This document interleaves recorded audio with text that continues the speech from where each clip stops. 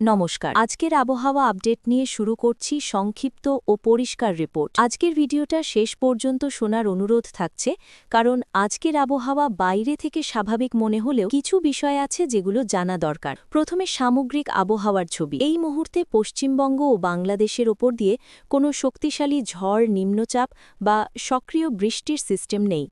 তবে উত্তর ভারতের দিক থেকে নামা ঠান্ডা বাতাস এবং হালকা আর্দ্রতা প্রভাবে আজ সকালের দিকে কুয়াশা ও ঠান্ডার অনুভূতি থাকবে। দক্ষিণবঙ্গের কলকাতা, হাওড়া, হুগলি, উত্তর ও দক্ষিণ ২৪ পরগনা, নদিয়া এবং মুর্শিদাবাদে ভোর ও সকালে হালকা থেকে মাঝারি কুয়াশা দেখা যেতে পারে। বিশেষ করে নদী সংলগ্ন এলাকা ও খোলা রাস্তায় দৃশ্যমানতা কিছুটা কমতে পারে। যারা খুব সকালে বেরোবেন তাদের ধীরে চলার পরামর্শ থাকবে। দিন বাড়ার সঙ্গে সঙ্গে কুয়াশা কেটে যাবে এবং আকাশ আংশিক পরিষ্কার হবে। আজ দিনের সর্বোচ্চ তাপমাত্রা প্রায় ২২ থেকে ২৪ ডিগ্রি এবং রাতের তাপমাত্রা ১৩ থেকে ১৫ ডিগ্রির মধ্যে থাকতে পারে। ঠান্ডা থাকবে, তবে চরম কিছু নয়। উত্তরবঙ্গে দার্জিলিং, কালিম্পং, জলপাইগুড়ি ও আলিপুরদুয়ারে ঠান্ডা ও কুয়াশার প্রভাব তুলনামূলকভাবে বেশি থাকবে। পাহাড়ি রাস্তায় চলাচলের সময় বাড়তি সতর্কতা জরুরি। বাংলাদেশের বেশিরভাগ এলাকাতেও সকালের দিকে হালকা কুয়াশা ও ঠান্ডা থাকবে। আজ কোথাও উল্লেখযোগ্য বৃষ্টি বা ঝড়ের সম্ভাবনা নেই। সংক্ষেপে বললে